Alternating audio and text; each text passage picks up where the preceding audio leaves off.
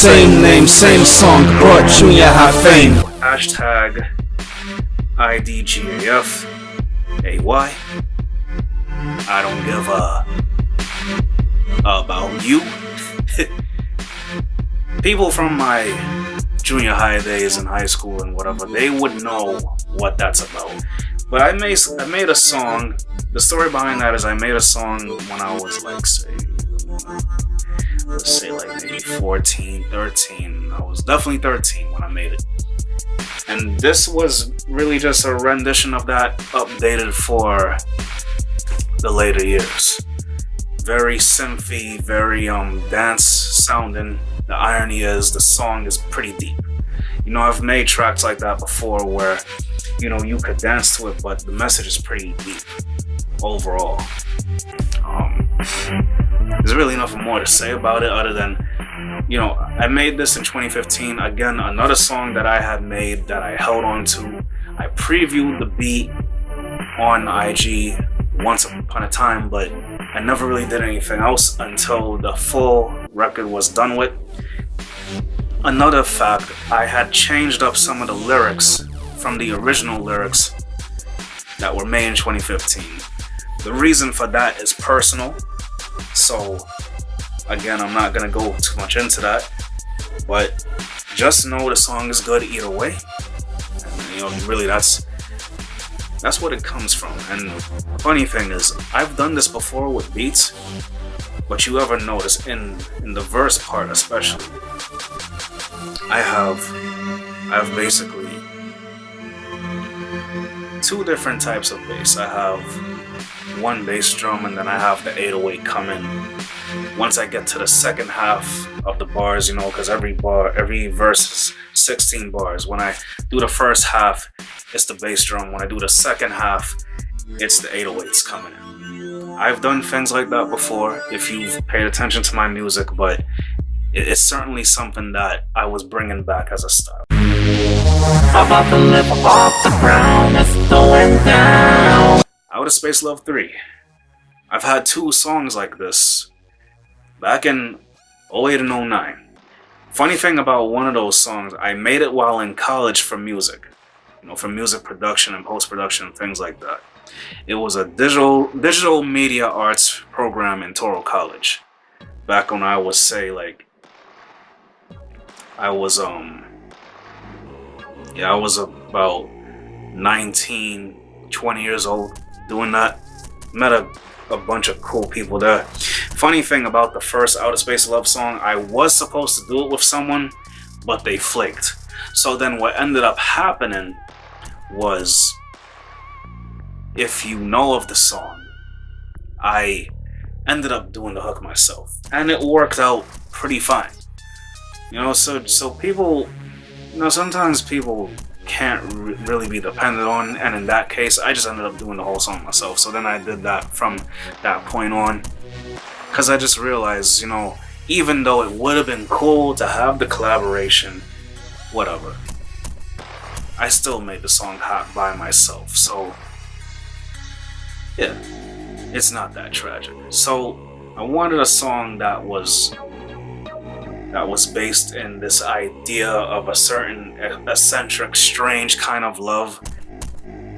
You know, I've always been considered out of this world, and sometimes that was taken negatively and strange, but I flip that on people and make these you know, awesome songs out of it.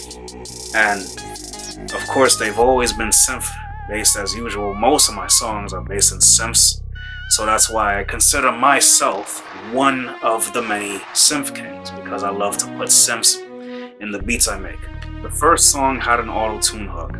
The second song didn't have that, but had other special effects on it.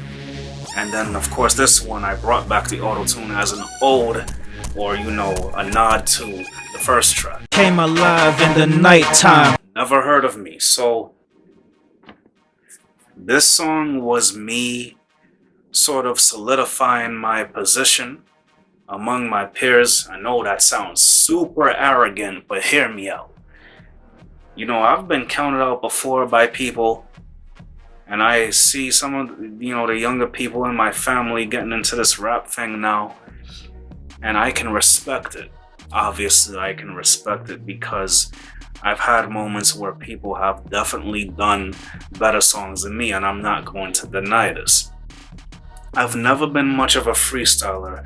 I've certainly never battled a lot. I've battled people, but it wasn't always on some, let's do a super extreme battle rap. Like, it was never like that. It was me just, messing around with peers and friends and whatnot. But I'm gonna tell you this much. I'm nasty with the pen.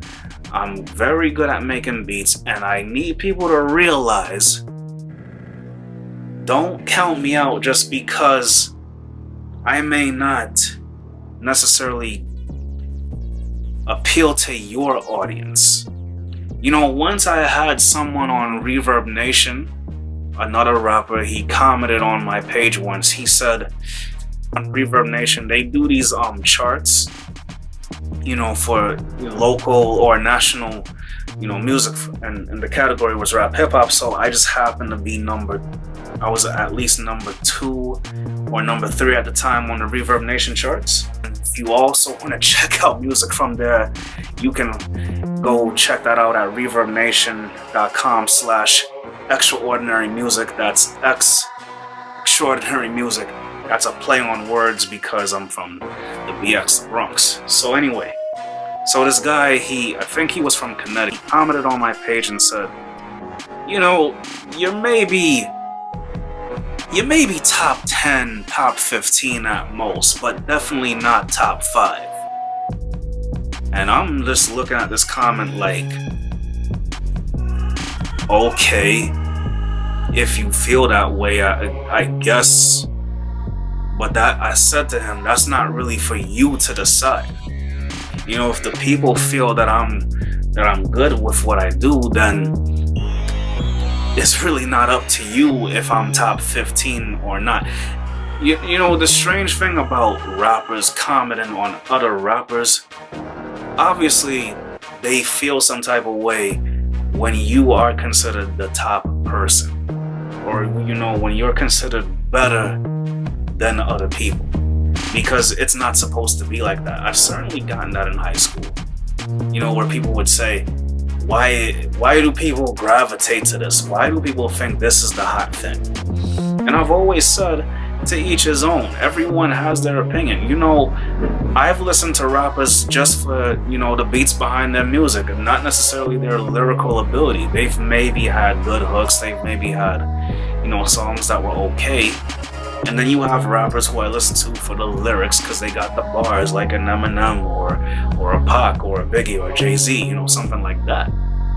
So when I hear another rapper tell me you're not top 5, maybe top 10, top 15, I don't pay that any mind because it's not relevant. The people decide if I'm good or not you. Now, if you feel like you can make a better song, then I welcome the idea. Now, I did go to his page and listen to some of his tracks, and I'm gonna be completely honest. It could never live up to anything that I've seen other artists on Reverb Nation do better than him. Not even comparing myself. I've seen artists on there who do much better than this guy. So for him to even say that I'm not top 5 because he might feel that my music isn't necessarily within the traditional realms of hip-hop or something of that nature, it's not relevant. We're all creative people and we're trying to get somewhere with this. I don't think you making an opinion is gonna change the people's opinion of me. Now, if they say I'm garbage, then I'm garbage. This is why I always say, if I was considered not good at what I did, I would have been called out on it a long time ago. And maybe some people were just jumping the bandwagon, but so what? It happens. So Never Heard of Me was me saying, don't sleep on me, don't count me out, I'm definitely still doing my thing, and you should be paying attention. But that's my video. If you're already subscribed to my channel and you made it to the end, thank you. Thanks for watching. Thanks for hearing me break down every track for my Moonlit Visions project. Again, if you want to go listen to the entire album, the links are in the description below. And I am working on getting them on Google Play and iTunes and Amazon, wherever else they sell digital music eventually. And I actually had copywritten music recently. Okay, I'm working on a film for visuals for Moonlit Visions. I just haven't talked about it because I don't want to talk about it and I haven't really gotten in to do anything for it yet. But thank you for watching. If you're new to the channel, once again, it's your boy The Shells, aka Shell. You have to hit the bell to be notified every time I make a new video.